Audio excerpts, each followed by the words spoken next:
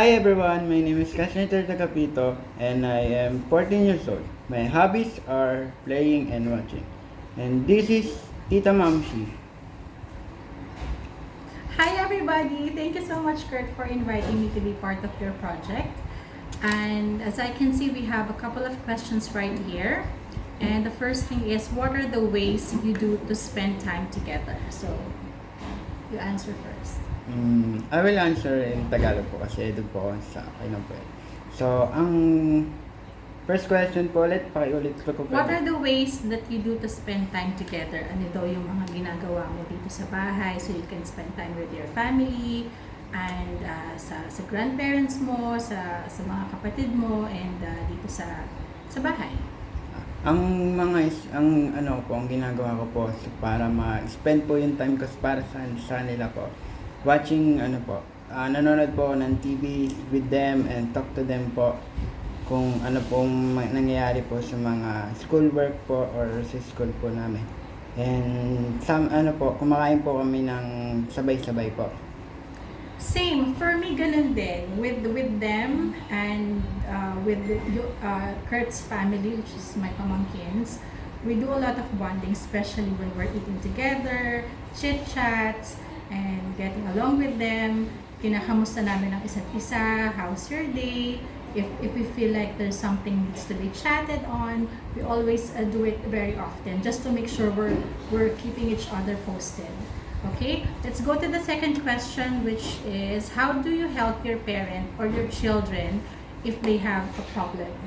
So, for you, Kurt, paano mo tinutulungan yung parents mo kapag meron kang problema or meron din silang problema? Ang tinutulong ko pa sa kanila is pinomotivate ko po sila kung kaya po nila gawin lahat po. Kung kinakausap ko po sila ng matino, ng kami po, ng privacy po. Tapos, binibigyan ko po sila ng mga idea na mga ganda pong gawin para ma-right po yung mga decision po. That's How great. about you po? Identifying problem is very important kasi dun mo siya malalaman kung paano mo isa-solve. Okay? For me kasi, lahat ng problema is merong solusyon. Okay? Lahat is merong paraan. So, hindi man siya agad-agad ma-solve, but then if you will look at the situation, dun mo ma-identify. So, first, identify the problem, kung sino yung mga taong involved. And for me, it's always communication. Communication is the key in every aspect. Kasi kung hindi mo siya i-relay, hindi siya masasagot. Pag hindi siya napag-usapan, hindi siya masosolve. Kahit anong aspeto yan, physically, emotionally, financially, spiritually, we're very lucky and we are so blessed to have this kind of family na very God-centered talaga.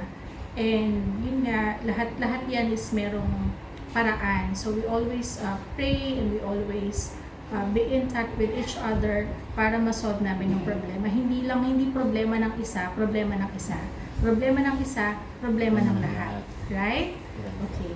Moving on to the next question. How do you handle conflicts within the family as a child and the parent? So, meron kasing mga times na nagkakaroon kayo ng hindi pagkakaintindihan. Okay? So, paano mo daw yung hinahandle?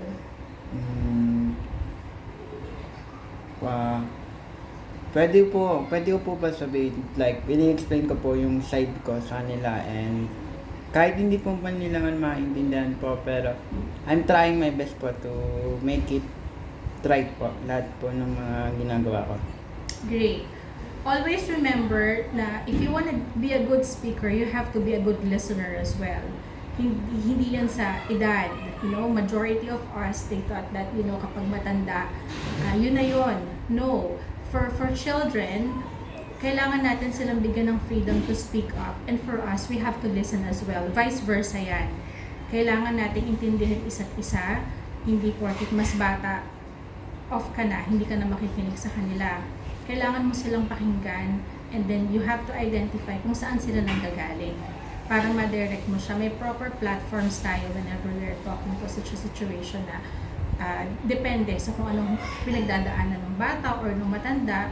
In terms of conflict, Kurt, I just wanted to ask, for example, pag mas matanda sa'yo, yung nagkakaroon ka ng misunderstanding, how do you handle it? Paano mo ina-approach yung mas matanda sa'yo? Ina-approach ko po siya by respecting him po kasi po siya po yung nakakatanda and siya po yung parang siya po yung may alam sa kung siya po yung may alam sa ano po, may nangyayari po sa mga kahit misunderstanding po. Siya parang Yes, I agree kasi well-experienced sila, right? Yes po. And paano naman kung mas bata sa'yo, yung may ka-conflict ka? Parang inaano ko na lang po, parang binababaan ko na lang po yung pride ko para kasi po ako po bilang isang mas matanda po, ako po yung kailangan bumaba po kasi po nire-respeto ko din po yung ano niya. Ayaw po ng gulo. Yes, mas maganda yung meron kang peaceful life. Pero nothing as perfect. As you know, walang perpektong tao, walang perpektong pamilya, walang perpektong bata, walang perpektong parents. But sa sitwasyon natin ngayon, especially we're out of Philippines nandito tayo sa Dubai. So, we're a very small family here. Okay? Okay lang na magkaroon ng konting misunderstandings, but then it's very important for you to look at the positive side. Okay? Lagi mo intindihin yung positive side natin kasi we're family and at the end of the day, wala namang ibang magtutulungan kung hindi tayo lang din. Tayo lang po. And when we're having a conflict sa mas matanda, I definitely agree na yun nga, mas irespeto natin sila, irespeto yung experiences nila in life, and wala naman silang sasabihin na hindi na makakabuti para sa atin. Okay? And then pag sa mas bata naman, syempre ikaw nga yung mas nakakatanda, I agree din dun sa sinabi mo, kasi syempre bata sila. It's very important na ikaw yung maging role model nila, right? Yes. Role model nila in terms of sa pag-uugali, sa mga gestures, and as always, communication is the key. Alright? And the last is, what's your message to your parent or children to strengthen your relationship? Ano daw yung message mo para sa kanila? Ang message ko po is ano po, sa family and kahit sa mga nanonood po, sa mga family nyo and sa mga children nyo po. Ano po,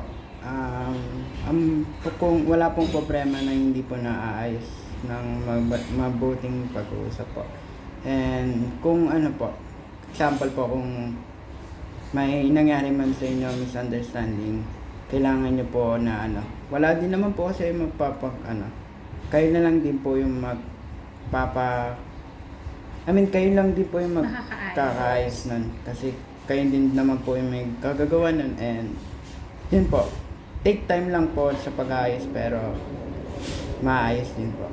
Yes, I highly agree. God is good all the time. Kailangan lang nating tingnan yung path na tama kung paano natin aayusin. Hindi lahat may same moods, hindi lahat may same skills, hindi lahat may same talent.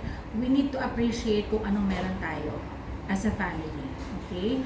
Meron tayong ibang misunderstandings, but then always look at the positive side, and ang goal natin is maayos natin yon. Okay? Huwag nating patagalin. If we need to speak to someone, kung mayroong konting kasamaan ng loob, pwede naman natin pag-usapan lahat para mas maayos.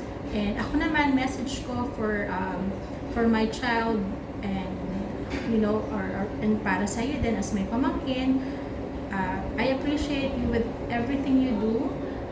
Ganun din sa anak ko, and lagi sana nating titingnan, i-value din natin yung parents all the time kasi we are really working hard, to give the best life for you, for our children, and for anyone in this house.